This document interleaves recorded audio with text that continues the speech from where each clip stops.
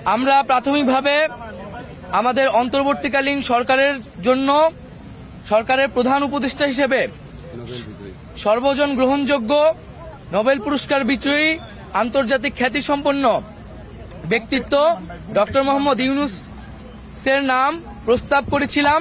প্রিয় সাংবাদিক বন্ধুগণ এবং সম্মানিত দেশবাসী, আপনারা ইতিমধ্যে সকলে অবগত হয়েছিলেন যে আমরা সমন্বয়ক বৃন্দ এবং আমাদের বৈষম্যবিরোধী ছাত্র আন্দোলনের যে লিয়াজু কমিটি এবং আমাদের সাথে আমাদের সম্মানিত শিক্ষক ঢাকা বিশ্ববিদ্যালয়ের অধ্যাপক আসিফ নজরুল স্যার এবং প্রফেসর তানজিম উদ্দিন স্যার আমাদের সাথে আজকে আমরা একত্রে বঙ্গভবনে এসেছিলাম।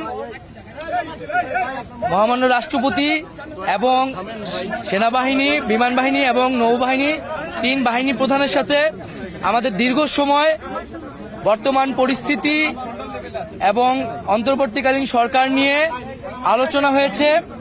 আমাদের একটি ফলপ্রসূ আলোচনা হয়েছে এবং ছাত্র নাগরিক অভ্যুত্থানকারীদের পক্ষ থেকে যেই সরকার প্রস্তাব করা হবে সেই প্রস্তাবিত সরকারই চূড়ান্ত অন্তর্বর্তীকালীন সরকার হবে, সে নিশ্চয়তা আমরা আজকে বঙ্গভবন থেকে পেয়েছি।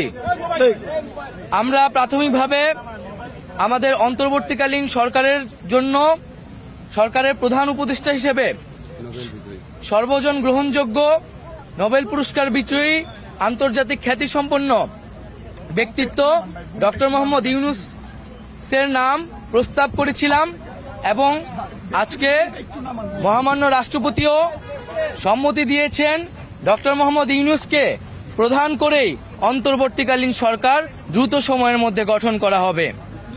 এবং আমরা এই অন্তর্বর্তীকালীন সরকারের একটি প্রাথমিক তালিকা দিয়ে এসেছি, যেখানে নাগরিক সমাজ সহ ছাত্র প্রতিনিধিত্ব রয়েছে এবং খুবই দ্রুত সময়ের মধ্যে আমরা এই তালিকাটি নিয়ে বিভিন্ন রাজনৈতিক পক্ষের সাথে আলোচনার মাধ্যমে এটি চূড়ান্ত করা হবে এবং খুবই দ্রুত সময়ের মধ্যে অন্তর্বর্তীকালীন সরকার ঘোষণা করা হবে। এবং সবার প্রতি আহ্বান থাকবে, আজকে তিন বাহিনী প্রধান এবং রাষ্ট্রপতির সাথে আমাদের দেশের বর্তমান পরিস্থিতি নিয়ে আলোচনা হয়েছে।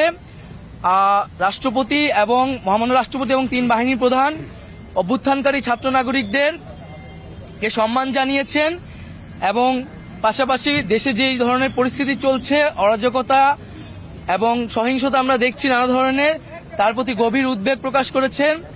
এবং আমরা সকলের প্রতি আহ্বান জানাবো যে অভ্যুত্থানকারী ছাত্র নাগরিকদের প্রস্তাবিত সরকারি বাংলাদেশে দ্রুত সময়ের মধ্যে ঘোষণা করা হবে। জনগণ যাতে সেই আস্থাটি রাখে এবং আমাদেরকে অবশ্যই সরকারি স্থাপনা, রাষ্ট্রীয় সম্পদ এবং আমাদের যে সংখ্যালঘু সম্প্রদায় রয়েছে তাদেরকে রক্ষা করতে হবে এবং পুলিশ বাহিনীকে, আইন শৃঙ্খলা বাহিনীকে পুনর্গঠনের মাধ্যমে দ্রুতই জনগণের মধ্যে শান্তি শৃঙ্খলা ফিরিয়ে আনার জন্য নিয়োগ করা হবে। এবং ছাত্র নাগরিকরা যে আজকেও ঢাকা শহরে ট্রাফিকের দায়িত্ব নিয়েছেন, এটি মন্দির পাহারা দিচ্ছেন, এটিকে সবাই প্রশংসা করেছেন এবং দেশের আইন শৃঙ্খলা বাহিনী ফিরে আসা না পর্যন্ত আমাদেরকে সবাইকে সতর্ক থাকতে হবে এবং আমাদেরকে এই যে কোনো ধরনের নাশকতা যাতে না হয়, লুটপাট যাতে না হয়, সেজন্য ছাত্র জনতাকে পাহারা দিতে হবে, সতর্ক অবস্থানে থাকতে হবে। সকলে মিলে ছাত্র জনতার দেশ গঠনের মাধ্যমে আমরা যে নতুন বাংলাদেশ, সেই বাংলাদেশ বিনির্মাণ করব।